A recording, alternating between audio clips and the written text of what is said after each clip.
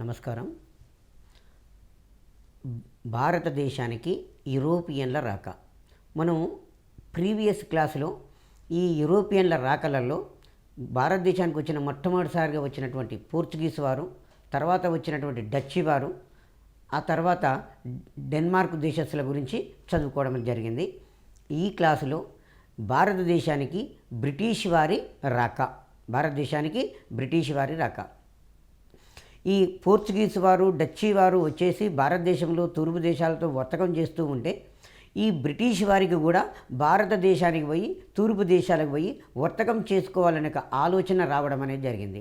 So కాబట్టి ఒక 200 మంది వర్తకులు కలిసి 1600 సంవత్సరము డిసెంబర్ 31వ తారీఖు నాడు బ్రిటిష్ ఈస్ట్ ఇండియా వర్తక సంఘాన్ని స్థాపించుకోవడం అనేది జరిగింది.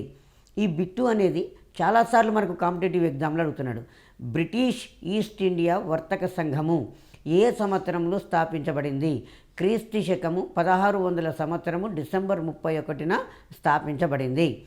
తర్వాత బ్రిటిష్ ఈస్ట్ ఇండియా వర్తక సంఘము ఇంగ్లాండ్ రాణి మొదటి ఎలిజబెత్ యొక్క సహకారంతో స్థాపించబడింది. ఎవరి సహకారంతో స్థాపించబడింది? ఇంగ్లాండ్ రాణి మొదటి ఎలిజబెత్ యొక్క సహకారంతో స్థాపించడం అనేది జరిగింది. ఆ తర్వాత ఇంగ్లాండు దేశాన్ని పరిపాలించే మొదటి జేమ్స్ అనేట ఆయన తన రాయబారిగా కెప్టెన్ హకిన్స్ అనే వాణిని 1608 సంవత్సరంలో జహంగీర్ ఆస్థానానికి పంపడం అనేది జరిగింది. క్రీస్తు శకము 1608 సంవత్సరంలో కెప్టెన్ హకిన్స్ మొదటి జేమ్స్ రాయబారిగా మొట్టమొదటిసారిగా మొఘల్ చక్రవర్తి అయిన జహాంగీర్ ఆస్థానానికి వచ్చి భారతదేశంలో వర్తకం చేసుకోవటానికి జహాంగీర్ యొక్క అనుమతి పొందాడు. మొఘలాయి దర్బారులో పోర్చుగీస్ వారి యొక్క పలుకుబడి ఎక్కువగా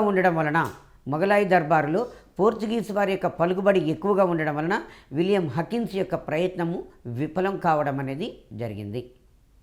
అయితే ఇంతకుముందు ఒకసారి ప్రీవియస్ ఎగ్జామ్లో క్వశ్చన్ అడిగాడు. ఎందుకంటే విలియం హకిన్స్ భారతదేశానికి వచ్చి వర్తకం చేసుకోవటానికి అనుమతి పొందినప్పటికి కూడా ఎవరి ప్రయత్నం వలన అతని ప్రయత్నం అనేది విఫలమైంది అంటే పోర్చుగీస్ వారి యొక్క వ్యతిరేకత వలన అతని ప్రయత్నం అనేది విఫలం కావడం అనేది జరిగింది. ఆ తర్వాత 1615 సంవత్సరంలో సర్ థామస్ రో ఇంగ్లాండు దేశాన్ని పరిపాలించే మొదటి జేమ్స్ రాయబారిగా భారతదేశానికి వచ్చి మొఘల్ చక్రవర్తి యొక్క జహాంగీర్ యొక్క అనుమతి పొంది సూరత్లో వర్తక స్థావరాన్ని స్థాపించడం జరిగింది. కాంపిటేటివ్ ఎగ్జామ్లో అడిగే క్వశ్చన్ ఏంటంటే, భారతదేశంలో బ్రిటిష్ వారు వర్తక సంఘం స్థాపించుకోవటానికి అనుమతినిచ్చినటువంటి మొఘలు చక్రవర్తి ఎవరు? జహాంగీరు. తర్వాత బ్రిటిష్ వారు భారతదేశంలో ఏ సంవత్సరంలో వర్తక సంఘాన్ని స్థాపించారు? క్రీస్తు శకము 1615 సంవత్సరంలో స్థాపించారు. తర్వాత బ్రిటిష్ వారు భారతదేశంలో వర్తక సంఘమును ఎక్కడ స్థాపించారు? సూరత్లో స్థాపించారు. ఆ తర్వాత భారతదేశంలో బ్రిటిష్ వర్తక సంఘాన్ని స్థాపించిన వ్యక్తి ఎవరు? సర్ థామస్ రో అనేట ఆయన వర్తక కేంద్రాన్ని స్థాపించడం అనేది జరిగింది. ఆ తర్వాత క్రీస్తు శకము 1611 సంవత్సరంలోనే గ్లోబ్ అను ఆంగ్ల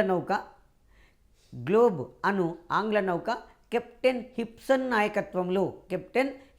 నాయకత్వంలో మొట్టమొదటిసారిగా ఆంధ్రదేశంలోని మచిలీపట్నం ఓడరేవుకు చేరుకోవడం అనేది జరిగింది. ఇది కూడా చాలాసార్లు కాంపిటేటివ్ ఎగ్జామ్లో అడిగాడండి. మనకు ఈ యూరోపియన్ల రాక నుంచి జీకే లెవెల్లో కూడా అడగడానికి క్వశ్చన్లు ఆస్కారం ఉంటుంది. 1611 సంవత్సరంలో మచిలీపట్నంలో మొట్టమొదటి ఫ్యాక్టరీ నిర్మాణానికి గోల్కొండ సుల్తాన్ నుంచి బ్రిటిష్ వారు అనుమతి పొందడం అనేది జరిగింది.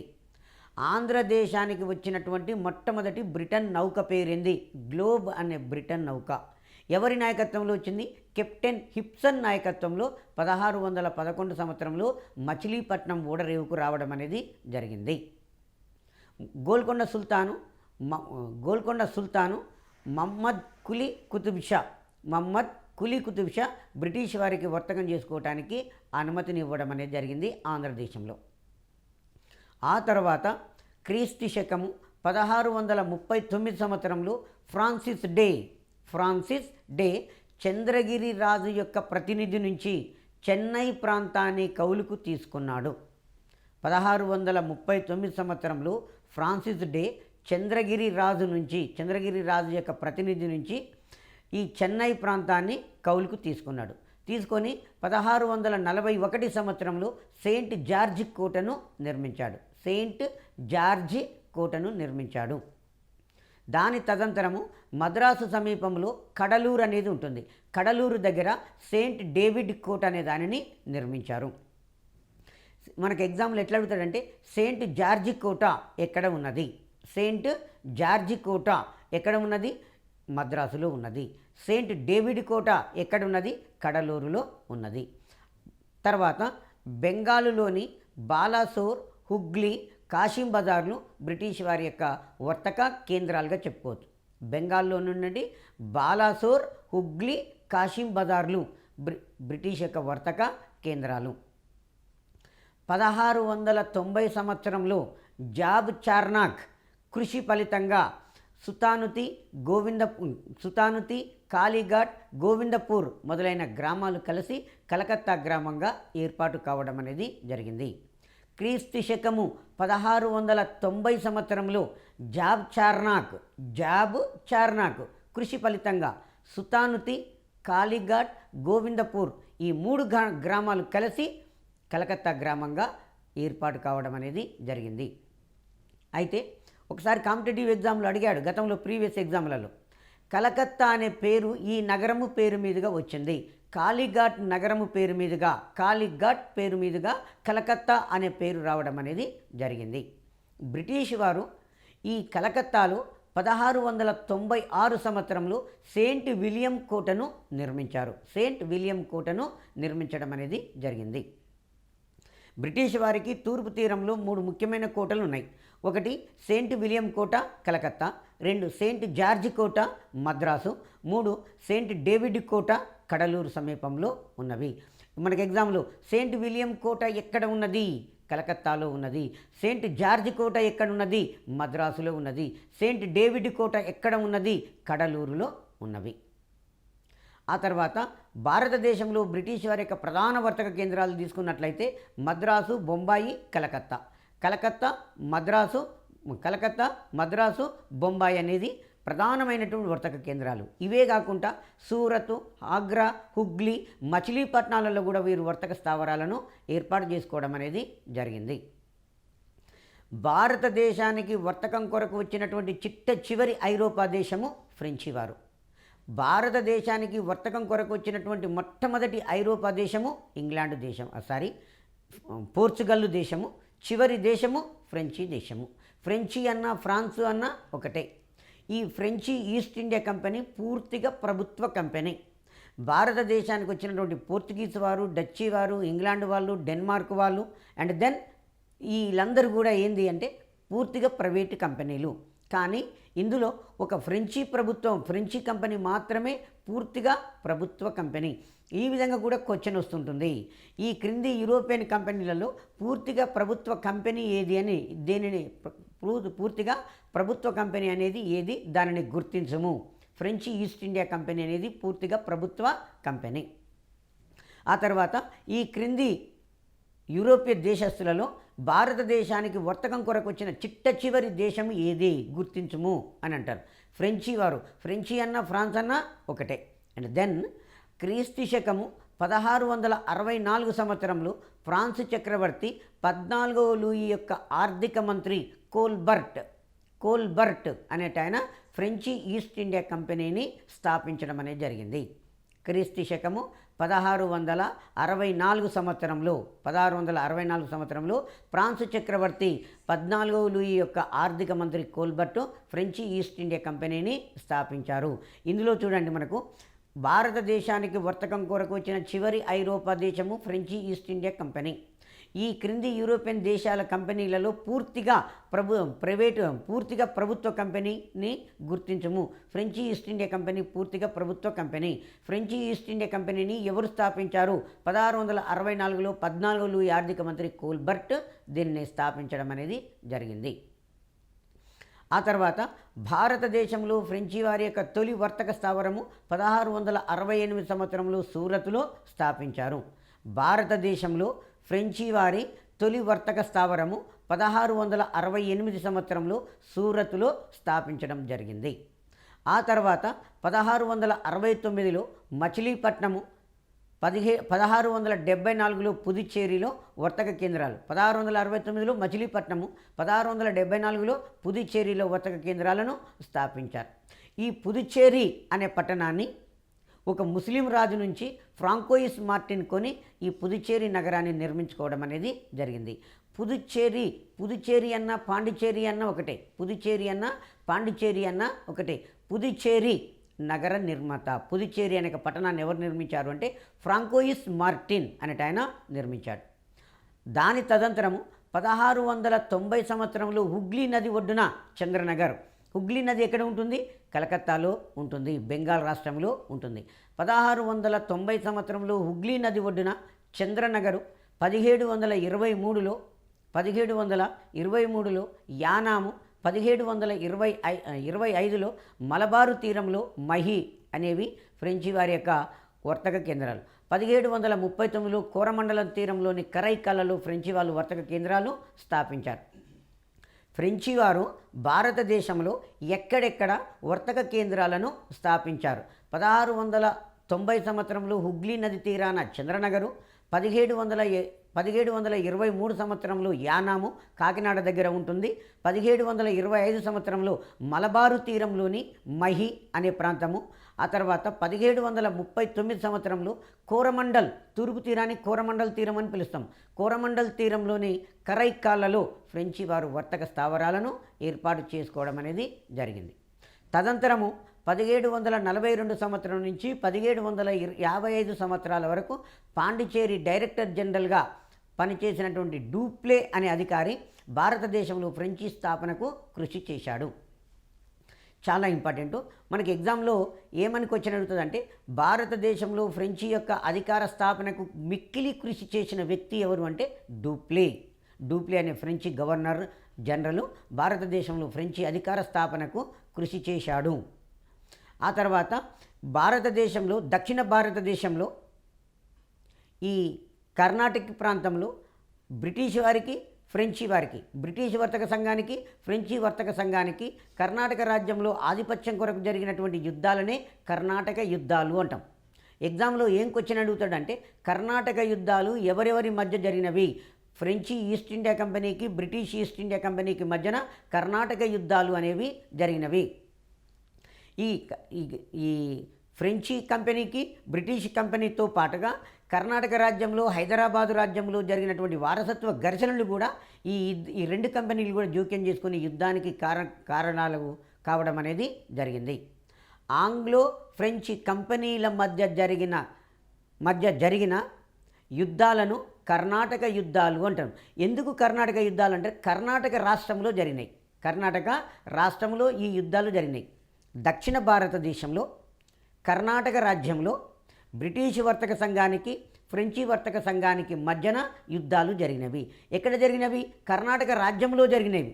కాబట్టి వీటికి ఏమని పేరు వచ్చినాయి అంటే కర్ణాటక యుద్ధాలు అని పేరు రావడం అనేది జరిగింది.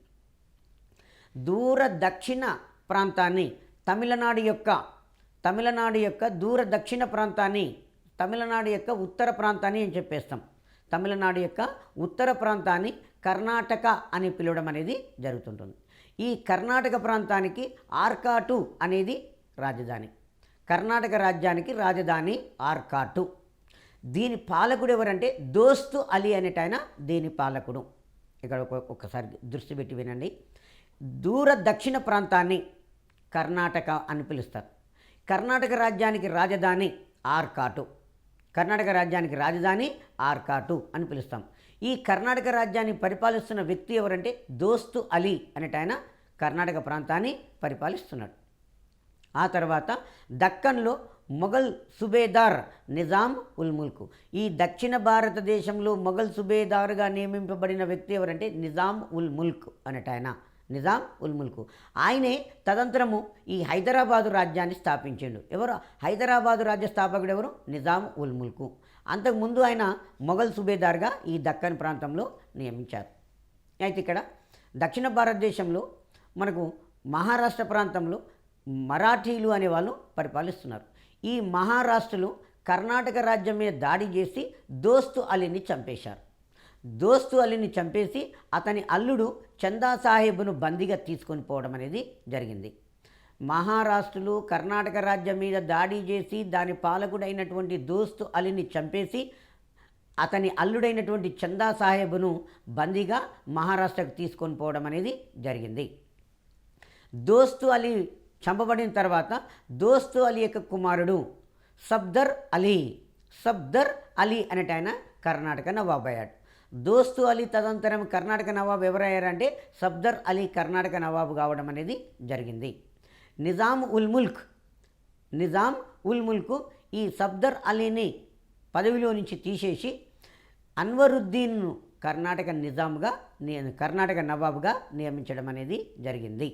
ఈ విధంగా అన్వరుద్దీన్ అనే వ్యక్తి కర్ణాటక నవాబ్ అయ్యాడు. కర్ణాటక సింహాసనం మీద నిజాము ఉల్ ముల్క్ అన్వరుద్దీన్ ఎందుకు నిలబెట్టాడు అంటే ఈ కర్ణాటక ప్రాంతము అనేది దక్కన్ సుబాలో భాగము కాబట్టి మొఘల్ సుబేదార్గా ఉన్నటువంటి నిజాము ఉల్ ముల్క్కు ఈ ప్రాంతం మీద అధికారం ఉన్నది. కాబట్టి ఈ సఫ్దర్ అలీ యొక్క పరిపాలన సక్రమంగా లేదు అన్న కారణంతో అతన్ని తీసేసి తనకు అనుకూలమైనటువంటి అన్వరుద్దీన్ అనే వ్యక్తిని సింహాసనం మీద కూర్చోబెడతాడు. ఆ తర్వాత దక్షిణ భారతదేశంలో బ్రిటిష్ వారి యొక్క ప్రధాన వర్తక కేంద్రం ఏంటంటే మద్రాసు. ఫ్రెంచి వారి ప్రధాన స్థావరం ఏంటి అంటే పాండిచేరి. బ్రిటిష్ వారి ప్రధాన స్థావరము మద్రాసు. ఫ్రెంచి వారి యొక్క ప్రధాన స్థావరం ఏంది పాండిచేరి. ఈ కర్ణాటక ప్రాంతం మీద ఆధిపత్యం కొరకు బ్రిటిష్ కంపెనీకి ఫ్రెంచి కంపెనీకి మధ్య జరిగిన యుద్ధాలనే కర్ణాటక యుద్ధాలు అన్నాం. మొదటి కర్ణాటక యుద్ధము 1700 క్రీస్తు శకం 1744 సంవత్సరం నుంచి 1748 సంవత్సరాల మధ్యకాలంలో మొదటి కర్ణాటక యుద్ధం అనేది జరిగింది.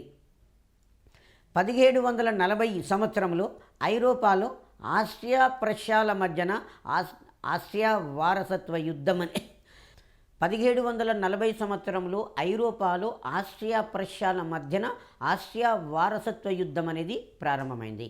ఎందుకు ఆసియా వారసత్వ యుద్ధం జరిగింది అంటే జర్మనీ దేశం అనేది 360 రాజ్యాల సమ్మేళనం.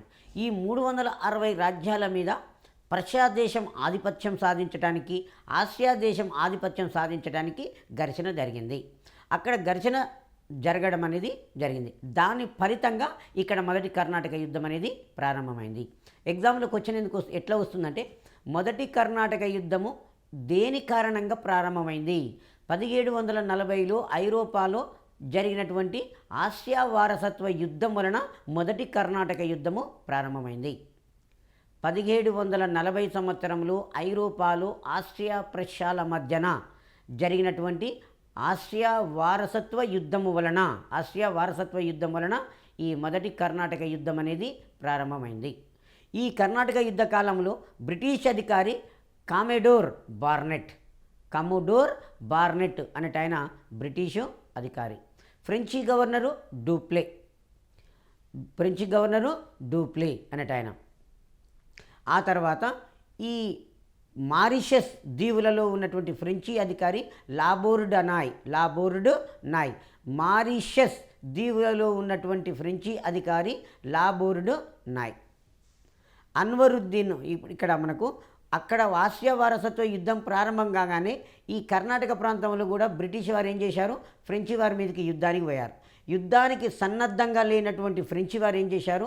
కర్ణాటక నవాబు అన్వరుద్దీన్ దగ్గరికి పోయి నీ రాజ్యంలో బ్రిటిష్ వారు యుద్ధం చేయబోతున్నారు, మీరు ఆ యుద్ధాన్ని ఆపండి అని చెప్పేశారు. ఈ కర్ణాటక నవాబు అన్వరుద్దీన్ జోక్యం కల్పించుకొని నా రాజ్యంలో ఎవరు కూడా యుద్ధం చేయడానికి వీలు లేదు అని చెప్పి బ్రిటిష్ వారికి చెప్పడం వలన బ్రిటిష్ వారు సైలెంట్ అయిపోయారు. ఇదే టైంలో ఫ్రెంచి అధికారి డూప్లే అనేవాడు రహస్యంగా చర్చలు జరిపి మారిషస్ దీవులలో ఉన్నటువంటి ఫ్రెంచి అధికారి లాబోర్డ్ నాయ్ని తన సైన్యాన్ని తీసుకొని మద్రాసుకు రమ్మని కబురు పంపడం అనేది జరిగింది. అతను సైన్యాన్ని తీసుకొని వచ్చిన తర్వాత మద్రాసులో ఉన్నటువంటి బ్రిటిష్ వారి కోట సెయింట్ జార్జి కోట మీద ఈ ఫ్రెంచి వారు దాడి చేయడం అనేది జరిగింది. దాడి చేస్తే బ్రిటిష్ వారు ఏం చేశారంటే కర్ణాటక నవాబు అన్వరుద్దీన్కు ఇలా ఫ్రెంచి వారు యుద్ధం చేస్తున్నారు, మా మద్రాసు ప్రాంతాన్ని ఆక్రమించారని కర్ణాటక నవాబుకు వాళ్ళు చెప్పుకోవడం అనేది జరిగింది. కర్ణాటక నవాబు తన సైన్యాన్ని తీసుకొని ఫ్రెంచి వారితోటి యుద్ధం చేయడం అనేది జరిగింది. కర్ణాటక నవాబుకు ఫ్రెంచి వారికి 1746 సంవత్సరంలో యుద్ధం జరిగింది. ఈ యుద్ధాన్ని ఏమంటామంటే శాంతోమ్ యుద్ధము అని పిలుస్తాం. శాంతోమ్ యుద్ధము అని పిలుస్తాం. కర్ణాటక నవాబు అన్వరుద్దీన్కు ఫ్రెంచి వారికి మధ్యన 1746లో శాంతోమ్ అనే ప్లేస్ దగ్గర యుద్ధం జరిగింది. దీని ఏమంటామంటే శాంతోమ్ యుద్ధము అని చెప్పడం అనేది జరిగింది. ఈ యుద్ధంలో భారతీయ పాలకుడు ఓడిపోతారు, ఫ్రెంచి సైన్యం అనేది విజయం సాధిస్తుంది. దీనిని ఏమంటారంటే భారతీయ సైన్యంపై యూరోపియన్ సైనికుల యొక్క విజయం. భారతీయ సైన్యంపై యూరోపియన్ సైనికుల యొక్క విజయంగా పేర్కొనడం అనేది జరిగింది. ఈ 1748లో జరిగినటువంటి ఆసియా వారసత్వ యుద్ధము ఎక్స్ లా షాపెలా సంధితో ముగుస్తుంది. 1748 సంవత్సరంలో జరిగిన ఎక్స్ లా షాపెలా సంధితోటి మొదటి కర్ణాటక యుద్ధం అనేది ముగుస్తుంది. మొదటి కర్ణాటక యుద్ధంలో విజేత ఎవరు అంటే ఫ్రెంచి వారు. మొదటి కర్ణాటక యుద్ధంలో విజేత ఎవరు? ఫ్రెంచి వారు. ఆ తర్వాత రెండవ కర్ణాటక యుద్ధం అనేది 1749 సంవత్సరం నుంచి 1754 సంవత్సరాల మధ్య కాలంలో జరిగింది. ఈ రెండవ కర్ణాటక యుద్ధము ఎందుకు జరిగింది అంటే హైదరాబాదు రాజ్యంలో కర్ణాటక రాజ్యంలో స్థానికంగా జరిగినటువంటి కారణాల వలన హైదరాబాదు రాజ్యము కర్ణాటక రాజ్యంలో జరిగినటువంటి స్థానికమైనటువంటి ఘర్షణల వలన ఈ రెండవ కర్ణాటక యుద్ధం అనేది జరిగింది. 1748 సంవత్సరంలో దక్కన్ సుబేదార్ లేదు హైదరాబాదు రాజ్య స్థాపకుడు నిజాము ఉల్ ముల్క్ మరణించాడు. నిజాము ఉల్ ముల్క్ మరణించిన తర్వాత అతని కుమారుడు నాజర్ జంగ్ అనేట ఆయన హైదరాబాదు నిజాం అయ్యాడు. కానీ ఈ నిజాము ఉల్ ముల్క్ యొక్క మనమడు ముజఫర్ జంగ్ అనేట ఆయన నాజర్ జంగ్ తోటి సింహాసనం కొరకు పోటీ పడడం అనేది జరిగింది. హైదరాబాదు రాజ్యంలో సింహాసనం కొరకు నిజాము ఉల్ ముల్క్ కుమారుడైనటువంటి నాజర్ జంగు నిజాము ఉల్ ముల్క్ యొక్క మనమడు ముజఫర్ జంగులు అనేవాళ్ళు పోటీ పడి ఘర్షణ ఏర్పాటు చేసుకోవడం అనేది జరిగింది. ఈ ముజఫర్ జంగ్ ఎవరు అంటే నిజాము ఉల్ ముల్క్ యొక్క బిడ్డ కొడుకు అది. ఆ తర్వాత మహారాష్ట్రులు తమ వద్ద బందీగా ఉన్నటువంటి చందా సాహెబ్ను విడుదల చేశారు. ఇదే టైంలో మహారాష్ట్రులు తమ దగ్గర బందీగా ఉన్నటువంటి చందా సాహెబ్ అనే అతన్ని విడుదల చేయడం అనేది జరిగింది. ఈ చందా సాహెబ్ కర్ణాటకకు వచ్చి కర్ణాటక సింహాసనం మీద ఉన్నటువంటి అన్వరుద్దీన్ తోటి పోటీకి పడాడు. ఎందుకంటే ఈ కర్ణాటక రాజ్యము అనేది కర్ణాటక సింహాసనము అనేది కర్ణాటక రాజ్యం అనేది చందా సాహెబ్ యొక్క మామ దోస్తు అలీది. సో కాబట్టి మా మామగారి రాజ్యం నాకే కావాలి అని చెప్పేసి ఈ చందా సాహెబ్ ఈ అన్వరుద్దీన్ తోటి పోటీ పడడం అనేది జరిగింది. ఆ తర్వాత ఈ హైదరాబాదులో ముజఫర్ జంగు కర్ణాటకలో చందా సాహెబ్ ఒకరికి ఒకరు సహకరించుకొని ఫ్రెంచి వారి దగ్గరికి పోయి ముగ్గురు కలిసి ఒక కూటమిగా ఏర్పడతారు. ఎవరెవరు? కర్ణాటక సింహాసనం కొరకు పోటీ పడుతున్నటువంటి చందా సాహెబ్, హైదరాబాదు సింహాసనం కొరకు పోటీ పడుతున్నటువంటి ముజఫర్ జంగు, ఆ తర్వాత ఈ ఇద్దరు కలిసి ఫ్రెంచి వారి దగ్గరికి పోయి ఒక కూటమిగా ఏర్పాటు కావడం అనేది జరిగింది. సో ఈ ఫ్రెంచి కూటమి అనేది 1749లో కర్ణాటక రాజ్యం మీద దండెత్తి అన్వరుద్దీన్ను అంబూరి యుద్ధంలో ఓడించి చంపడం అనేది జరిగింది. ఫ్రెంచి కూటమి దీనిలో సభ్యులెవరు? హైదరాబాద్ రాజ్యంలో ముజఫర్ జంగు, కర్ణాటక రాజ్యంలో చందా సాహెబ్, ముజఫర్ జంగు, ఫ్రెంచి వారు కూటమిగా ఏర్పడి 1749లో కర్ణాటక రాజ్యం మీద దండెత్తి దాని పాలకుడైనటువంటి అన్వరుద్దీన్ను అంబూరి యుద్ధంలో ఓడించి చంపడం అనేది జరిగింది. ఎప్పుడైతే కర్ణాటక నవాబు చంపబడ్డాడో అతని కుమారుడు మహమ్మద్ అలీ అనేట ఆయన రాజ్యం వదిలి తమిళనాడులో ఉన్నటువంటి తిరుచినాపల్లికి పారిపోవడం అనేది జరిగింది. దీనితోటి ఎప్పుడైతే మొదటి కర్ణాటక యుద్ధంలో విజేత ఎవరు అంటే ఫ్రెంచి వారు. మరి రెండో కర్ణాటక యుద్ధంలో ప్రథమార్థంలో విజేత ఎవరంటే ఫ్రెంచి వారు. ఈ పరిణామాలతోటి బ్రిటిష్ వారు కొంత ఆందోళనకు గురయ్యి వాళ్ళు కూడా ఏం చేశారు అంటే హైదరాబాదు రాజ్యంలోనేమో నాసర్ జంగును, కర్ణాటక రాజ్యంలోనేమో కర్ణాటక రాజ్యంలో మహమ్మద్ అలీని సమర్థించాలి అని చెప్పి వారు నిర్ణయించుకోవడం అనేది జరిగింది. నిర్ణయించుకొని ఈ బ్రిటిష్ వారు ఏం చేశారు అంటే హైదరాబాదు నవాబు నాజర్ జంగును ఈ కర్ణాటక రాజ్యం మీదకి దండెత్తుకొని రమ్మని చెప్పేస్తారు. నాజర్ జంగు కర్ణాటక రాజ్యం మీదకి దండెత్తుకొని వచ్చేసి కర్ణాటక నవాబుగా ఉన్నటువంటి చందా సాహెబు నాసర్ జంగ్ రాగానే పారిపోతాడు. ముజఫర్ జంగు ఈ నాసర్ జంగుతో యుద్ధం తలపడతాడు. తర్వాత నాసర్ జంగు తన మేనల్లుడైనటువంటి ముజఫర్ జంగును ఓడించి ఖైదు చేసి పాండిచ్చేరిలో బంధించేసి తను తిరిగి హైదరాబాద్కు ప్రయాణం కావడం అనేది జరిగింది. సో మరి ఎప్పుడైతే బ్రిటిష్ వారి యొక్క సహకారంతో హైదరాబాద్ నిజాంగా ఉన్నటువంటి నాసర్ జంగు కర్ణాటక మీదకి దండెత్తుకుంటూ వచ్చాడు, విజయం సాధించిండు, ఫ్రెంచి వారిలో ఆందోళన మొదలైంది. ఫ్రెంచి వారిలో ఆందోళన మొదలై ఏం చేశారంటే వీరు కడప నవాబుతోటి కుట్రమన్నారు. మీ రాజ్యంలోకి హైదరాబాదు నిజాం వచ్చినప్పుడు మాయోపాయం చేత హైదరాబాదు నిజామును చంపేస్తే నీకు కొన్ని బహుమతులు ఇస్తామని కడప నవాబును ఫ్రెంచి వారు లోబర్చుకున్నారు. ఈ ఫ్రెంచి వారి కుట్రలో భాగస్వాముడైనటువంటి కడప నవాబు మాయోపాయం చేత ఈ హైదరాబాదు నిజాంగా ఉన్నటువంటి నాసర్ జంగ్ను హత్య చేయడం అనేది జరిగింది. ఎప్పుడైతే రెండవ కర్ణాటక యుద్ధాలలో ఫ్రెంచి వారు ప్రారంభంలో విజయం సాధించారో ఇమీడియట్లీ బ్రిటిష్ వారు హైదరాబాద్లో నాసర్ జంగ్ను, కర్ణాటకలో మహమ్మద్ అలీని సమర్థించారు. బ్రిటిష్ వారి యొక్క సహకారంతో నాసర్ జంగు హైదరాబాదు నుంచి దండెత్తుకొని కర్ణాటక రాజ్యానికి వచ్చాడు. కర్ణాటక సింహాసనం మీద ఆధిపత్యం, ఎందుకంటే ఈ ఫ్రెంచి కంపెనీ ఆ తర్వాత ఫ్రెంచి యొక్క కూటమి కర్ణాటక రాజ్యం మీద దాడి చేసి ఎవరిని చంపేశారు? కర్ణాటక నవాబుగా ఉన్నటువంటి అనవరుద్దీన్ చంపేశారు. అనవరుద్దీన్గా చంపేసినప్పుడు కర్ణాటక నవాబుగానేమో చందా సాహెబ్ని చేశారు, హైదరాబాద్ నిజాంగానేమో ముజఫర్ జంగును ప్రకటించారు ఫ్రెంచి వారు. ఈ పరిణామాలతోటి ఉలికిపడినటువంటి బ్రిటిష్ వారు హైదరాబాద్లో నాసర్ జంగును, కర్ణాటకలో మహమ్మద్ అలీని సమర్థించారు. కాబట్టి హైదరాబాద్ నిజాంగా ఉన్నటువంటి నాసర్ జంగు కర్ణాటక రాజ్యానికి వచ్చాడు. కర్ణాటక సింహాసనం మీద కూర్చున్నటువంటి చందా సాహెబు నాసర్ జంగ్ రాగానే సింహాసనం వదిలి పాండిచ్చేరికి పారిపోవడం అనేది జరిగింది. ఆ తర్వాత నాసర్ జంగు ముజఫర్ జంగును ఖైదు చేసి పాండిచ్చేరిలో బంధించి తిరిగి హైదరాబాద్కు వెళ్తుంటాడు. అంటే ఇక్కడ విజేత ఎవరవుతున్నారు? నాసర్ జంగ్ అవుతున్నాడు. ఈ పరిణామాల చేత ఉలికిపడినటువంటి ఫ్రెంచి వారు కడప నవాబును తన వైపుకు తిప్పుకున్నారు. మీ రాజ్యంలోకి హైదరాబాద్ నిజాము నాసర్ జంగ్ వచ్చినప్పుడు మాయోపాయం చేత అతన్ని చంపినట్లయితే మీకు పెద్ద మొత్తంలో బహుమతులు ఇస్తాము అని చెప్పేస్తారు. సో ఫ్రెంచి వారి కుట్రలో భాగస్వాముడైనటువంటి కడప నవాబు తన రాజ్యంలోకి వచ్చినటువంటి హైదరాబాదు నిజాం నాసర్ జంగును హత్య చేయడం అనేది జరిగింది. ఈ విధంగా హైదరాబాదు నిజాంగా ఉన్నటువంటి నాసర్ జంగు, హైదరాబాదు సింహాసనానికి అధిపతిగా ఉన్నటువంటి నాసర్ జంగు చంపడం అనేది జరిగింది కడప నవాబు యొక్క కుట్రలో భాగంగా, ఫ్రెంచి వారి కుట్రలో భాగంగా కడప నవాబు చేత.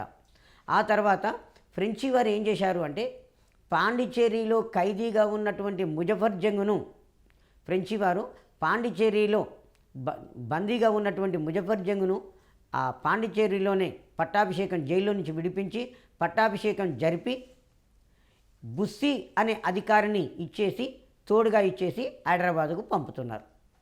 హైదరాబాదుకు పంపుతుంటే ఇంతకుముందు కడప నవాబుకు ఫ్రెంచి వారు బహుమతులు ఇస్తా అని మోసం చేశారు. కాబట్టి ఇప్పుడు కడప నవాబు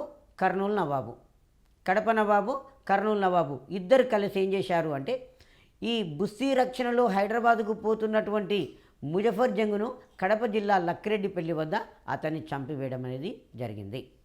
సో బుస్సీ హైదరాబాదుకు వెళ్ళి ఈ నాసర్ జంగ్ యొక్క సోదరుడు సలాబత్ జంగును హైదరాబాద్ నిజాంగా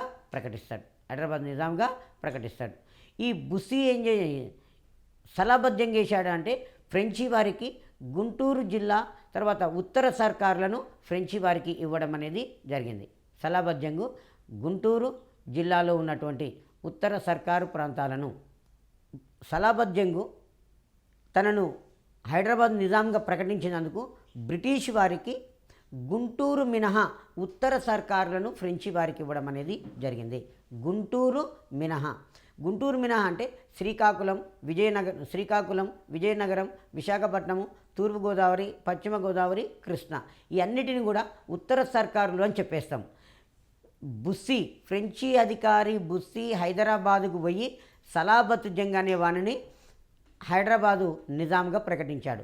తనను నిజాంగా ఫ్రెంచి వారు ప్రకటించారు కాబట్టి ఫ్రెంచి వారికి కృతజ్ఞతగా ఈ ఉత్తర సర్కార్లను బ్రిటిష్ వారికి ఉత్తర సర్కార్లను ఫ్రెంచి వారికి ఈ సలాబత్ జంగు ఇవ్వడం అనేది జరిగింది, గుంటూరు మినహా. ఆ తర్వాత బ్రిటిష్ వారు ఏం చేశారు, మద్రాసులో ఉన్నటువంటి బ్రిటిష్ కంపెనీలో చిన్న ఉద్యోగి, మద్రాసులో ఉన్నటువంటి బ్రిటిష్ కంపెనీలో చిన్న ఉద్యోగి రాబర్ట్ క్లైవ్ సివిల్ ఉద్యోగి, అంటే ఒక మామూలు క్లర్క్, సివిల్ ఉద్యోగి. అతనికి కొంత సైన్యాన్ని ఇచ్చి కర్ణాటక సింహాసనాన్ని ఆక్రమించినటువంటి చందా సాహెబ్ను తొలగించేసి ఆ కర్ణాటక సింహాసనం మీద అన్వరుద్దీన్ యొక్క కుమారుడు మహమ్మద్ అలీని ప్రతిష్ఠించమని తోరడం అనేది జరిగింది. రాబర్ట్ క్లైవ్ కర్ణాటక రాజ్యానికి వెళ్ళి ఆర్కాట్ అనే ప్రాంతాన్ని, ఆర్కాట్ అనేది కర్ణాటక రాజ్యానికి రాజధాని ఆర్కాట్, ఈ ఆర్కాట్ను ముట్టడించి చందా సాహెబ్ అనే వ్యక్తిని, కర్ణాటక నవాబుగా ఉన్నటువంటి చందా సాహెబ్ను చంపేసి ఈ కర్ణాటక సింహాసనం మీద మహమ్మద్ అలీని ప్రతిష్ఠించడం అనేది జరిగింది. ఈ విధంగా రాబర్ట్ క్లైవ్ ఆర్కాట్ వీరునిగా పేరుగాంచడం అనేది జరిగింది.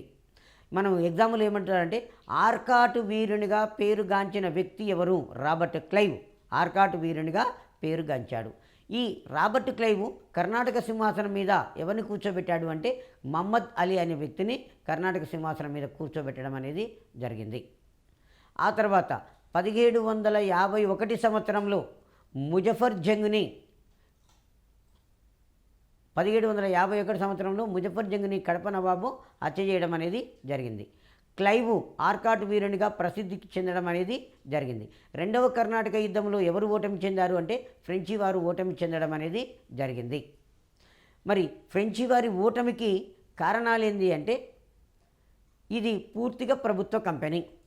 ఆ తర్వాత బ్రిటిష్ వారి యొక్క నౌకాబలంతో ఫ్రెంచి యొక్క నౌకాబలము పోటీ పడలేకపోవడము, ఈ రెండు కారణాల వలన రెండవ కర్ణాటక యుద్ధంలో ఈ ఫ్రెంచి కంపెనీ అనేది ఓటమి చెందడం అనేది జరిగింది. రెండవ కర్ణాటక యుద్ధంలో ఫ్రెంచి వారు ఓటమి చెందారు, బ్రిటిష్ వారు విజయం సాధించారంటే ఇది పూర్తిగా ప్రభుత్వ కంపెనీ కాబట్టి స్పష్టమైన నిర్ణయాలు తీసుకోలేకపోయారు. ప్రభుత్వం యొక్క నిర్ణయాల కొరకు ఎదురు చూడాల్సి రావడం అనేది జరిగింది. రెండవది బ్రిటిష్ వారు నౌకాబలంతో ఫ్రెంచి యొక్క నౌకాబలం కూడా పోటీ పడలేకపోవడం కూడా ఒక మైనస్గా చెప్పుకోవచ్చు. ఈ రెండవ కర్ణాటక యుద్ధం తదనంతరము రెండవ కర్ణాటక యుద్ధంలో చేసుకున్నటువంటి సంధి షరతులకు ఏ యూరోపియన్ దేశం కూడా గౌరవించలేకపోవడం అనేది జరిగింది. అందులో భాగంగానే మూడవ కర్ణాటక యుద్ధం అనేది జరిగింది. మూడవ కర్ణాటక యుద్ధము 1756 సంవత్సరం నుంచి 1763 సంవత్సరాల వరకు మూడవ కర్ణాటక యుద్ధం అనేది జరిగింది. ఐరోపా ఖండంలో ఇంగ్లాండు, ఫ్రాన్సు దేశాల మధ్య జరిగినటువంటి సప్తవర్ష సంగ్రామం వలన ఐరోపా ఖండంలో ఇంగ్లాండు, ఫ్రాన్సు దేశాల మధ్య జరిగినటువంటి సప్తవర్ష సంగ్రామం వలన మూడవ కర్ణాటక యుద్ధం అనేది జరిగింది. ఇక్కడ ఒకసారి చూడండి, మొదటి కర్ణాటక యుద్ధము ఎందుకు జరిగింది అంటే ఐరోపా ఖండంలో జరిగినటువంటి ఆస్ట్రియా వారసత్వ యుద్ధం వలన మొదటి కర్ణాటక యుద్ధం జరిగింది. రెండవ కర్ణాటక యుద్ధం అనేది ఎందుకు జరిగింది అంటే హైదరాబాదు, కర్ణాటక రాజ్యాలలో సింహాసనం కొరకు జరిగినటువంటి వారసత్వ ఘర్షణల వలన రెండవ కర్ణాటక యుద్ధం జరిగింది. మూడవ కర్ణాటక యుద్ధము ఎందుకు జరిగింది అంటే ఐరోపా ఖండంలో ఇంగ్లాండ్ దేశానికి, ఫ్రాన్స్ దేశానికి మధ్య జరిగినటువంటి సప్తవర్ష సంగ్రామం వలన. సప్తవర్ష సంగ్రామం, సప్త అంటే 7, వర్ష అంటే సంవత్సరాలు, 7 సంవత్సరాలు. 1756 సంవత్సరం నుంచి 1763 వరకు ఇంగ్లాండ్, ఫ్రెంచీల మధ్యన సప్తవర్ష సంగ్రామము యూరప్ ఖండంలో జరిగింది. అక్కడ యుద్ధం జరిగితే ఇక్కడ కూడా భారతదేశంలో కూడా ఈ కంపెనీలు అనేవి యుద్ధం చేయడం అనేది జరిగింది. మూడవ కర్ణాటక యుద్ధ కాలంలో బ్రిటిష్ అధికారి ఎవరు అంటే కౌంట్ డి లాలీ ఫ్రెంచి అధికారి. బ్రిటిష్ సర్ ఐర్కూట్ నాయకత్వంలోని బ్రిటిష్ సైన్యము 1760 సంవత్సరంలో వందవాసి యుద్ధంలో ఫ్రెంచి వారి విజయం సాధించడం జరిగింది. ఎందుకంటే మనకు మూడవ కర్ణాటక యుద్ధం జరిగే నాటికి 1757లో బెంగాల్లో బ్రిటిష్ వారు రాజ్యాధికారం చేస్తారు. బ్రిటిష్ వారు బెంగాల్లో రాజ్యాధికారం స్థాపించిన వ్యక్తి ఎవరంటే రాబర్ట్ క్లైవ్ సర్ ఐర్కూట్ నాయకత్వంలో కొంత సైన్యాన్ని ఫ్రెంచి వారి మీదకి పంపడం అనేది జరిగింది. సర్ ఐర్కూట్ బెంగాల్ నుంచి వస్తూ వందవాసి అనే ప్లేస్ దగ్గర, వాండివాష్ అని పిలుస్తాము, వందవాసి అంటాం, అక్కడ జరిగిన యుద్ధంలో ఫ్రెంచి వారిని ఈ సర్ ఐర్కూట్ నాయకత్వంలోని బ్రిటిష్ సైన్యము ఓడించింది. సర్ ఐర్కూట్ నాయకత్వంలోని బ్రిటిష్ సైన్యం అనేది ఓడించడం అనేది జరిగింది. సర్ ఐర్కూట్ నాయకత్వంలోని బ్రిటిష్ సైన్యము ఫ్రెంచి సైన్యాన్ని ఓడించడం అనేది జరిగింది. లాలీలు, కౌంట్ డి లాలీ, బుస్సీ ఇద్దరు కూడా బ్రిటిష్ వారికి లొంగిపోవడం అనేది జరిగింది. ఈ విధంగా పాండిచ్చేరి కూడా బ్రిటిష్ వారి వశం కావడం అనేది జరిగింది.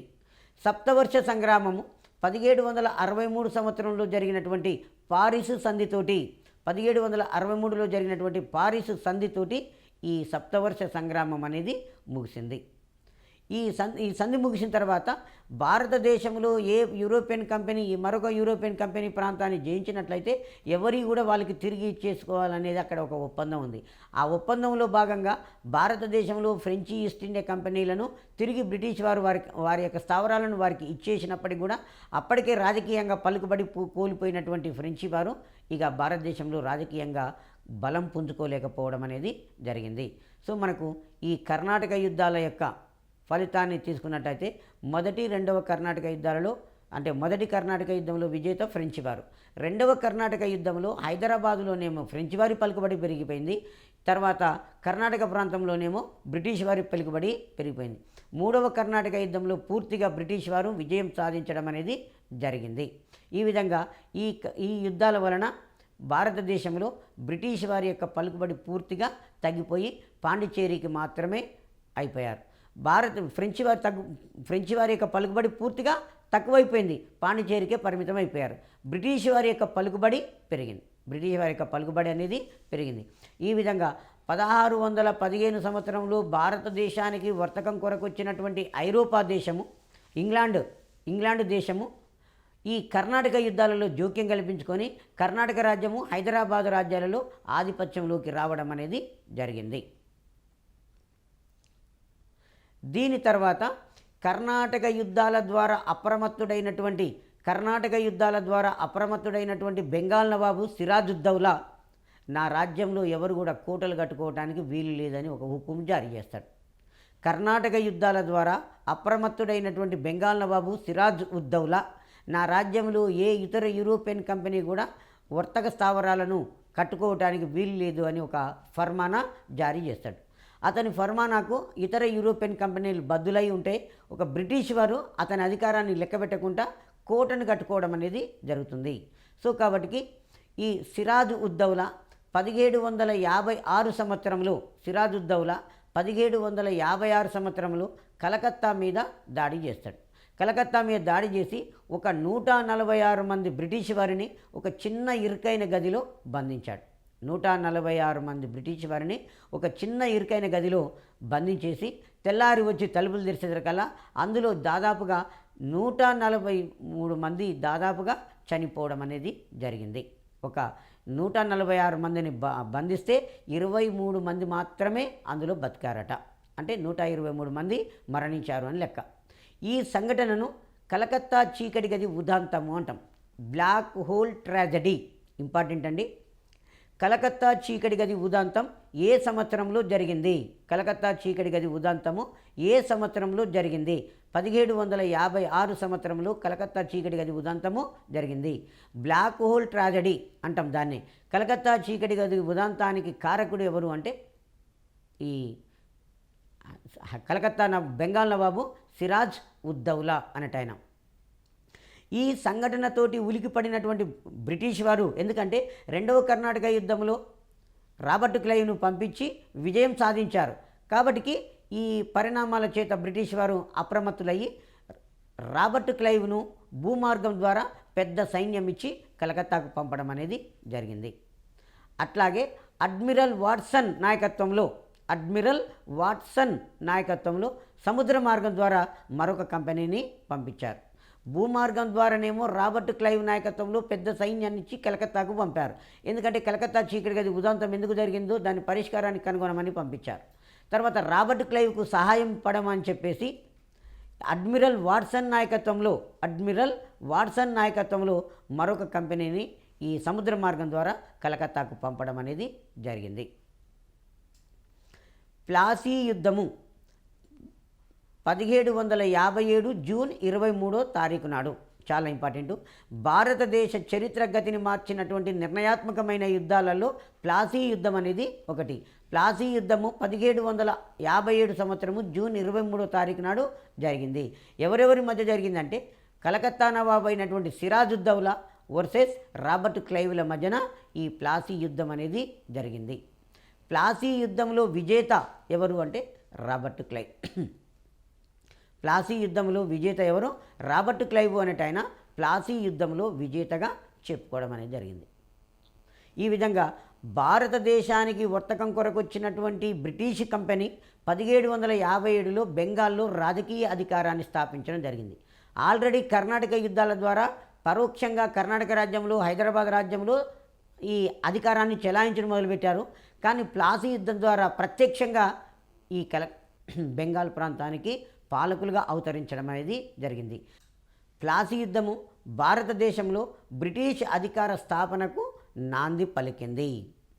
1758 సంవత్సరంలో రాబర్ట్ క్లైవ్ బెంగాల్ గవర్నర్గా నియమించబడ్డాడు. భారత భూభాగాల మీద మొట్టమొదటిసారిగా గవర్నర్గా నియమించబడిన వ్యక్తి ఎవరంటే రాబర్ట్ క్లైవ్. భారత భూభాగాల మీద మొట్టమొదటిసారిగా గవర్నర్గా నియమించబడిన వ్యక్తి ఎవరంటే రాబర్ట్ క్లైవ్ అని చెప్పుకోవడం అనేది జరుగుతుంది. అయితే ఈ రాబర్ట్ క్లైవ్ 1758లో బెంగాల్లో రాజకీయ అధికారాన్ని స్థాపించాడు. కానీ అధికారికంగా కాకుండా తూర్పు ఇండియా వర్తక సంఘం అనేది ఈయనను స్థాపించడం అనేది జరిగింది. బ్రిటిష్ వారు మీర్ జాఫర్ అనే వ్యక్తిని, మీర్ జాఫర్ను మీర్ జాఫర్ను బెంగాల్ నవాబుగా నియమిస్తారు. 1757 సంవత్సరంలో ప్లాసీ యుద్ధంలో విజయం సాధించిన తర్వాత బ్రిటిష్ వారు మీర్ జాఫర్ను బెంగాల్ నవాబుగా నియమించారు. ఎందుకంటే ప్లాసీ యుద్ధం మీర్ జాఫరు సిరాజుద్దౌలా యొక్క సర్వసేనాధిపతి. కుట్రలవన్నీ అతనిని తమ వైపుకు తిప్పుకొని యుద్ధం జరిగేటప్పుడు మీర్ జాఫరు యుద్ధంలో పాల్గొనకుండా తటస్థంగా ఉండిపోతారు. యుద్ధ భూమిలో బెంగాల్ నవాబుగా ఉన్నటువంటి సిరాజుద్దౌలా చంపబడతాడు. కానీ అనుకున్న మాట ప్రకారంగా బ్రిటిష్ వారు ఏం చేశారు అంటే మీర్ జాఫర్ను బెంగాల్ నవాబుగా చేశారు. బెంగాల్ నవాబుగా చేసిన తర్వాత అతని నుంచి అనేక పన్నుల రూపంలో, బహుమానాల రూపంలో పన్నులు వసూలు చేసుకోవడం అనేది జరిగింది. దీంతో మీర్ జాఫర్ కొంతకాలం పోయిన తర్వాత బ్రిటిష్ వారి యొక్క విధానాలు నచ్చక బ్రిటిష్ వారికి ఎదురు తిరుగుతాడు. ఆ మీర్ జాఫర్ను తొలగించేసి మీర్ జాఫర్ అల్లుడైనటువంటి మీర్ కాసిం అనే వ్యక్తిని బెంగాల్ నవాబుగా బ్రిటిష్ వారు నియమిస్తారు. మీర్ కాసిమును బెంగాల్ నవాబుగా బ్రిటిష్ వారు నియమించడం అనేది జరిగింది. దీని తరంతరం బాక్సార్ యుద్ధము 1764 అక్టోబర్ 22వ తారీఖు నాడు బాక్సార్ యుద్ధం అనేది జరిగింది. ఇక్కడ బ్రిటిష్ వారు ఏం చేశారు? ప్లాసీ యుద్ధం తర్వాత మీర్ జాఫర్ను బెంగాల్ నవాబుగా చేశారు. మీర్ జాఫర్ ఎదురు తిరిగిన తర్వాత మీర్ జాఫర్ను తీసేసి మీర్ కాసింను పెట్టాడు. మీర్ కాసిం ఏం చేశాడు? మీర్ జాఫర్ ఏమో నిరక్షరాస్యుడు, మీర్ కాసిం ఏమో అక్షరాస్యుడు.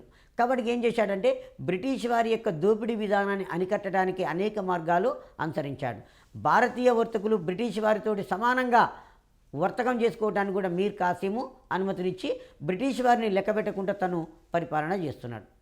సో కాబట్టి బ్రిటిష్ వారు ఏం చేశారు?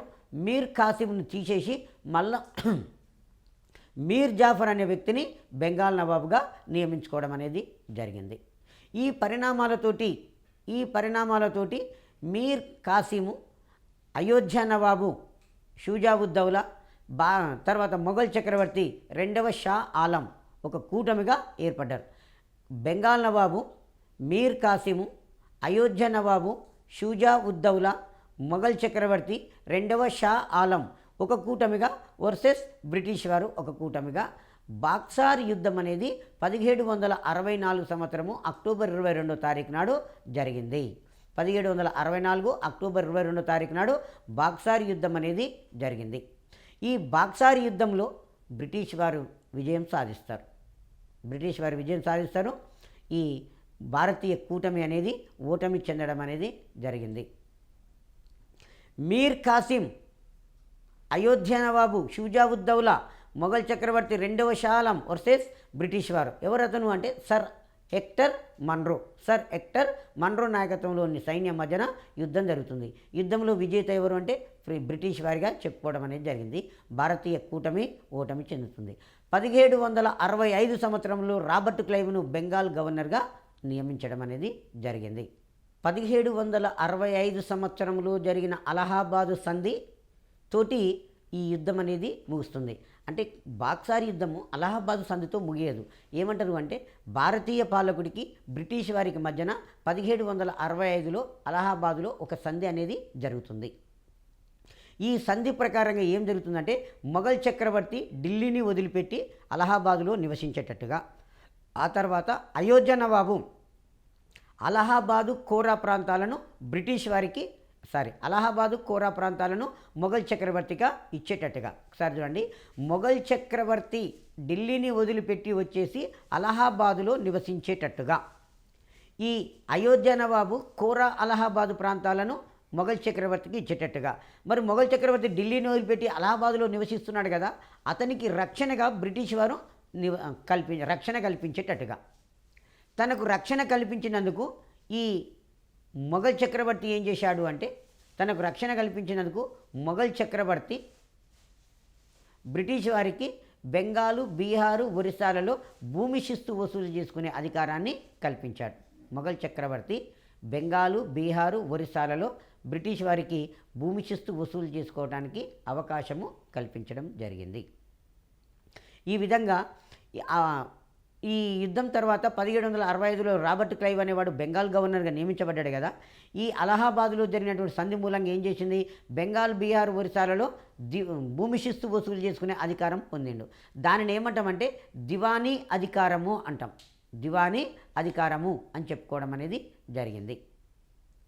ఆ తర్వాత ఈ సంధి తర్వాత బెంగాల్లో అధికారాలు 2 రకాలుగా ఉన్నాయి.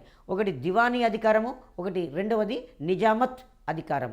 దివానీ అధికారం అంటేనేమో భూమి శిస్తు వసూలు చేసుకునే అధికారము, నిజామత్ అంటేనేమో పరిపాలన బాధ్యత. బ్రిటిష్ వారు 1765 సంవత్సరంలో 1765లో రాబర్ట్ క్లైవ్ను బెంగాల్కు గవర్నర్గా నియమించారు. తర్వాత మొఘల్ చక్రవర్తి ఏమో రాబర్ట్ క్లైవ్కు బెంగాల్, బీహార్, ఒరిస్సాలలో పన్నులు వసూలు చేసుకునే అధికారము కల్పించాడు. ఇలా 2 అధికారాలు కలిగి ఉన్నాయి. కాబట్టి ఏమైంది, ద్వంద్వ ప్రభుత్వము ఏర్పాటు చేసింది. ఎగ్జామ్లో క్వశ్చన్ ఏమంటారంటే బెంగాల్లో ద్వంద్వ ప్రభుత్వాన్ని ఎవరు ప్రవేశపెట్టారు? బెంగాల్లో ద్వంద్వ ప్రభుత్వాన్ని ఎవరు ప్రవేశపెట్టారు అంటే రాబర్ట్ క్లైవ్ అన్నటాయన. రాబర్ట్ క్లైవ్ బెంగాల్లో ద్వంద్వ ప్రభుత్వాన్ని ప్రవేశపెట్టాడు. తర్వాత దివానీ అధికారము అనగా, ఇది స్కూల్ అసిస్టెంట్లో ఒక 2-3 సార్లు అడిగాడండి మనకు. దివానీ అధికారము అనగా, దివానీ అధికారం అంటే భూమి శిస్తు వసూలు చేసుకునే అధికారము. ఎక్కడెక్కడ? బెంగాలు, బీహారు, ఒరిస్సా రాష్ట్రాలలో బ్రిటిష్ వారు భూమి శిస్తు వసూలు చేసుకోవడానికి కల్పించినటువంటి అధికారాన్ని దివానీ అధికారము అని పిలుస్తాం. దివానీ అధికారం అంటే రెవెన్యూ శిస్తు వసూలు చేసుకునేది. నిజామత్ అంటే ఏంది, పరిపాలన అని చెప్పేస్తాం. ఇలా 2 అధికారాలు కలిగి ఉండడం వలన ద్వంద్వ ప్రభుత్వం. బెంగాల్లో ద్వంద్వ ప్రభుత్వాన్ని ఎవరు ప్రవేశపెట్టారు? Robert Clive. బెంగాల్లో ద్వంద్వ ప్రభుత్వాన్ని ఎవరు ప్రవేశపెట్టారు? రాబర్ట్ క్లైవ్ అనేట ఆయన బెంగాల్లో ద్వంద్వ ప్రభుత్వాన్ని ప్రవేశపెట్టడం అనేది జరిగింది. ఆ తర్వాత 1773 సంవత్సరంలో బ్రిటిష్ ప్రభుత్వము రెగ్యులేటింగ్ చట్టం అనే దానిని చేసింది. ఈ చట్టము బెంగాల్ గవర్నర్ జనరల్గా వారన్ హేస్టింగ్ అనే వ్యక్తిని నియమించింది. భారతదేశ పరిపాలనలో జోక్యం చేసుకుంటూ బ్రిటిష్ పార్లమెంటు చేసినటువంటి మొట్టమొదటి చట్టము రెగ్యులేటింగ్ చట్టము. ఎందుకు బ్రిటిష్ పార్లమెంటు భారతదేశంలో జోక్యం కల్పించుకుంది అంటే, బ్రిటిష్ తూర్పు ఇండియా వర్తక సంఘము వర్తకం కొరకు వచ్చి భారతదేశ రాజకీయాలలో జోక్యం కల్పించుకొని భారతదేశంలో రాజ్యాధికారాన్ని స్థాపించింది. ఒకవైపున వర్తకం చేసుకుంటూ మరొక వైపున రాజ్యాధికారం స్థాపించడం వలన, ఈ ఘర్షణ జరగడం వలన, యుద్ధాలు జరగడం వలన పెద్ద మొత్తంలో కంపెనీ అనేది ఆర్థిక ఇబ్బందుల పాలైంది. అప్పుడు ఈ తూర్పు ఇండియా వర్తక సంఘము బ్రిటిష్ ప్రభుత్వానికి మాకు లోను కావాలని అప్లికేషన్ పెడితే, మీరు భారతదేశంలో స్థాపించిన రాజ్యంలో పార్లమెంటుకు కూడా అధికారం కల్పించినట్లయితే, బ్రిటిష్ ప్రభుత్వానికి కూడా అధికారం కల్పించినట్లయితే మీకు రుణాన్ని మంజూరు చేస్తామని ప్రకటిస్తుంది. దానికి వర్తక సంఘం అంగీకరించడం వలన ఈ భారతదేశ పరిపాలనలో జోక్యం కల్పించుకుంటూ బ్రిటిష్ పార్లమెంటు మొట్టమొదటిసారిగా రెగ్యులేటింగ్ చట్టం అనే దాన్ని చేస్తుంది. రెగ్యులేటింగ్ చట్టం ఏం చేసిందంటే బెంగాల్ గవర్నర్ జనరల్ అనే పదవిని ఏర్పాటు చేయడం అనేది జరిగింది. మొట్టమొదటి బెంగాల్ గవర్నర్ జనరల్ ఎవరు అంటే వారన్ హెస్టింగ్స్ అనేట ఆయన మొట్టమొదటి బెంగాల్ గవర్నర్ జనరల్. ద్వంద్వ ప్రభుత్వము అంటే ఏమిటంటే గవర్నర్ క్లైవ్ ప్రజల నుంచి పన్నులు వసూలు చేసుకొని సైనిక విషయాలు చూడడం అనేది జరిగింది. దీని తదంతరం మనకు ఈ కర్ణాటక యుద్ధాలు, ప్లాసీ యుద్ధము, బాక్సార్ యుద్ధాల ద్వారా బెంగాల్, బీహార్, ఒరిస్సా ప్రాంతాలలో బాక్సార్ యుద్ధం ద్వారా బెంగాల్, బీహార్, ఒరిస్సా ప్రాంతాలలో నిజమైన పాలకులు కాగలిగారు బ్రిటిష్ వారు. ఈ కర్ణాటక యుద్ధాల ద్వారా కర్ణాటక, హైదరాబాద్ రాజ్యాలలో తన ఆధిపత్యంలోకి తెచ్చుకున్నారు. తర్వాత మైసూరు ప్రాంతాన్ని కూడా బ్రిటిష్ వారికి ఆక్రమించుకోవాలని కోరిక ఉన్నది. ఆ కోరికలో భాగంగానే బ్రిటిష్ వారు ఏం చేశారు, మైసూరు పాలకునితో ఒక 4 యుద్ధాలు చేస్తారు. వాటిని మైసూరు యుద్ధాలు అని చెప్పడం అనేది జరిగింది. మొదటి మైసూరు యుద్ధము 1767 సంవత్సరం నుంచి 1769 సంవత్సరాల మధ్యకాలంలో మొదటి మైసూరు యుద్ధం అనేది జరిగింది.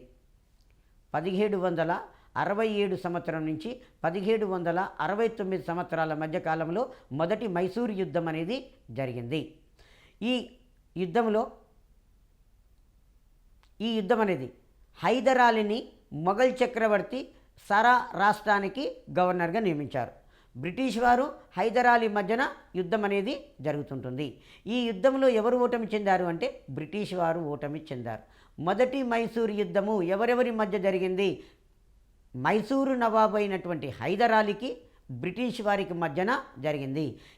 ఎందుకు జరిగింది అంటే మైసూరు ప్రాంతాన్ని బ్రిటిష్ వాళ్ళు ఆక్రమించుకోవాలి అనే బలమైన కోరికతోటే హైదర్ అలీ తన రాజ్యంలో ఏ యూరోపియన్ సైన్యం ఉండొద్దు అన్నా కానీ తీసుకుపోయి సైన్యాన్ని పెట్టి యుద్ధానికి కారకులు అవుతారు బ్రిటిష్ వారు. మరి యుద్ధం జరుగుతుంది. యుద్ధంలో బ్రిటిష్ వారు ఓటమి చెందారు. ఓటమి చెందిన తర్వాత హైదర్ అలీకి బ్రిటిష్ వారికి మధ్యన మద్రాసు సంధి అనేది జరుగుతుంది. మద్రాసు సంధితోటి మొదటి మైసూరు యుద్ధం అనేది ముగుస్తుంది. మద్రాసు సంధితోటి మొదటి మైసూరు యుద్ధం అనేది ముగుస్తుంది. ఆ తర్వాత రెండవ మైసూరు యుద్ధం 1780 నుంచి 1782 సంవత్సరాల మధ్యకాలంలో రెండవ మైసూరు యుద్ధం అనేది జరిగింది. ఈ రెండవ మైసూరు యుద్ధం కూడా మొదటి మైసూరు యుద్ధంలో చేసుకున్నటువంటి మద్రాసు సంధికి బ్రిటిష్ వారు విలువ ఇవ్వకపోవడం వలన ఈ హైదర్ అలీ రాజ్యంలోకి అక్రమంగా బ్రిటిష్ వారు ప్రవేశించడం వలన చివరికి అది రెండవ మైసూరు యుద్ధము జరుగుతుంది. రెండవ మైసూరు యుద్ధం ఎప్పటి నుంచి 1780 నుంచి 1782 సంవత్సరాల మధ్య జరిగింది. ఈ యుద్ధంలో హైదర్ అలీ, టిప్పు సుల్తాన్ ఒకవైపున, ఆ తర్వాత బ్రిటిష్ వారు. హైదర్ అలీతో పాటుగా అతని కుమారుడు టిప్పు సుల్తాన్ కూడా టిప్పు సుల్తాన్ కూడా ఈ యుద్ధంలో పాల్గొంటాడు. యుద్ధము జరుగుతుండగానే టిప్పు సుల్తాను 1782 డిసెంబర్ 6వ తారీఖు నాడు అనారోగ్యంతో మరణించాడు. రెండవ మైసూరు యుద్ధము జరుగుతుండగానే హైదర్ అలీ అనారోగ్యంతో 1782 డిసెంబర్ 6వ తారీఖు నాడు మరణించాడు. మరి ఈ టిప్పు సుల్తాను యుద్ధం కొనసాగించి విజయం సాధిస్తాడు. రెండవ మైసూరు యుద్ధంలో విజేత టిప్పు సుల్తాన్. రెండవ మైసూరు యుద్ధము మంగళూరు సంధితో ముగుస్తుంది. మొదటి మైసూరు యుద్ధము మద్రాసు సంధి, రెండవ మైసూరు యుద్ధము మంగళూరు సంధితోటి రెండవ మైసూరు యుద్ధము ముగిసింది. ఈ సంధికి కూడా బ్రిటిష్ వారు విలువనివ్వలేదు. ఇదే టైంలో భారతదేశ గవర్నర్గా లార్డ్ కారన్ వాలిస్ రావడం అనేది జరిగింది. కారన్ వాలిస్ సామ్రాజ్య కాంక్ష కలిగిన వాడు.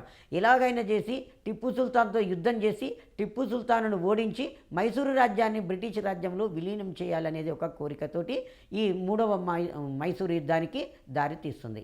మూడవ మైసూరు యుద్ధం అనేది 1790 సంవత్సరం నుంచి 1792 సంవత్సరాల మధ్యకాలంలో మూడవ మైసూరు యుద్ధం జరుగుతుంది. మూడవ మైసూరు యుద్ధం ఎవరెవరి మధ్య జరిగింది అంటే మైసూరు నవాబు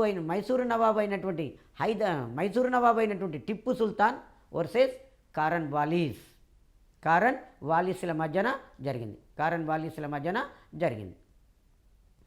ఈ యుద్ధంలో మొదటిసారిగా మైసూరు పాలకుడు టిప్పు సుల్తాను ఓటమి చెందడం అనేది జరిగింది. మూడవ మైసూరు యుద్ధము శ్రీరంగపట్నం సంధితోటి ముగుస్తుంది. శ్రీరంగపట్నం సంధితో ముగుస్తుంది. టిప్పు సుల్తాను తన రాజ్యంలో సగ భాగాన్ని కోల్పోవడం అనేది జరిగింది. మనకి ఇక్కడ మైసూరు యుద్ధాలలో సందులను ఎక్కువగా అడగటానికి ఆస్కారం ఉంటుంది. ఇందులో ప్రధానంగా రెండవ మైసూరు యుద్ధము ఏ సంధితో ముగిసింది? మంగళూరు సంధితో ముగిసింది. తర్వాత మూడవ మైసూరు యుద్ధము ఏ సంధితో ముగిసింది? శ్రీరంగపట్నం సంధితో ముగిసింది. మూడవ మైసూరు యుద్ధంలో పాల్గొన్న బ్రిటిష్ గవర్నర్ ఎవరు? Lord Cornwallis. మైసూరు పాలకుడు టిప్పు సుల్తాను మొదటిసారిగా ఓడిన యుద్ధం ఏది? మూడవ మైసూర్ యుద్ధము. ఆ మూడవ మైసూరు యుద్ధంలో టిప్పు సుల్తాన్ ఓటమి చెంది తన రాజ్యంలో సగ భాగాన్ని పోగొట్టుకోవడం అనేది జరిగింది. ఈ కారన్ వాలిస్ తర్వాత మరి మనకు వెల్లస్లీ అనేట ఆయన గవర్నర్ జనరల్గా వస్తాడు. వెల్లస్లీ కూడా సామ్రాజ్య కాంక్ష కలిగినటువంటి వ్యక్తి. ఎలాగైనా చేసి టిప్పు సుల్తాన్ను పూర్తిగా ఓడించి మైసూరు రాజ్యాన్ని తన రాజ్యంలో విలీనం చేసుకోవాలని బలమైన కాంక్ష కలిగినటువంటి వ్యక్తి వెల్లస్లీ. అది 4వ మైసూరు యుద్ధానికి దారితీసింది. 4వ మైసూరు యుద్ధము 1799 సంవత్సరంలో జరిగింది. 4వ మైసూరు యుద్ధము 1799 సంవత్సరంలో జరిగింది. టిప్పు సుల్తాన్ వర్సెస్ వెల్లస్లీల మధ్యన 4వ మైసూరు యుద్ధము జరిగింది. ఈ యుద్ధంలో మైసూరు పాలకునిగా ఉన్నటువంటి టిప్పు సుల్తాను చంపబడతాడు. మైసూరు రాజ్యం పోయి బ్రిటిష్ రాజ్యంలో విలీనం కావడం అనేది జరిగింది. ఈ టిప్పు సుల్తాన్ మరణించిన తర్వాత బ్రిటిష్ వారు ఏం చేస్తారు అంటే మైసూరును గతంలో పరిపాలించిన వడయారు వంశానికి చెందిన కృష్ణరాజు వడయారును నామమాత్రపు మైసూరు పాలకునిగా నిలబెట్టి అతనితోటి సంధి చేసుకోవడం అనేది జరిగింది. ఈ విధంగా 1615 సంవత్సరంలో భారతదేశానికి వర్తకం కొరకు వచ్చినటువంటి బ్రిటిష్ వారు కర్ణాటక యుద్ధాలలో జోక్యం కల్పించుకొని కర్ణాటక రాజ్యము తర్వాత హైదరాబాదు రాజ్యాలలో వాళ్ళ నియంత్రణలోకి తీసుకున్నారు. తర్వాత 1757లో జరిగిన ప్లాసీ యుద్ధం ద్వారా భారతదేశంలో బెంగాల్లో బ్రిటిష్ అధికారాన్ని స్థాపించి భారతదేశంలో బ్రిటిష్ అధికార స్థాపనకు పునాది వేసుకోవడం అనేది జరిగింది. ఆ తర్వాత ప్లాసీ యుద్ధంలో బెంగాల్లో విజయం సాధించిన బ్రిటిష్ వాళ్ళు 1764లో జరిగినటువంటి బాక్సారి యుద్ధం ద్వారా తమ అధికారాన్ని బెంగాల్ బీహార్ ప్రాంతాలలో సుస్థిరం చేసుకొని నిజమైన పాలకులుగా అవతరించారు. ఆ తర్వాత 4 మైసూరు యుద్ధాలు చేసి చివరికి మైసూరు పాలకుని యుద్ధంలో ఓడించి చంపేసి మైసూరు రాజ్యాన్ని కూడా తమ రాజ్యంలో విలీనం చేసుకోవడం అనేది జరిగింది. ఈ విధంగా బెంగాలు, బీహారు, ఒరిస్సా, తర్వాత హైదరాబాదు రాజ్యము, కర్ణాటక రాజ్యము, మైసూరు రాజ్యం అనేది బ్రిటిష్ వారి రాజ్యంలో భాగాలు కావడం అనేది జరిగింది. దీని తదంతరము బ్రిటిష్ వారి యొక్క దృష్టి మహారాష్ట్ర రాజ్యం మీద పడడం అనేది జరిగింది. తూర్పు ఇండియా వర్తక సంఘము వర్తకం కొరకు వచ్చి భారత రాజకీయ నాయకుల అసహాయతను అంతర్గత కలహాలను ఆసరాగా చేసుకొని భారతదేశంలో వాళ్ళ సామ్రాజ్యాన్ని విస్తరించుకోవడం అనేది జరిగింది. ఆ పరంపరలోనే ఈ యుద్ధాలు అనేవి జరిగినవి. Okay, thank you one and all.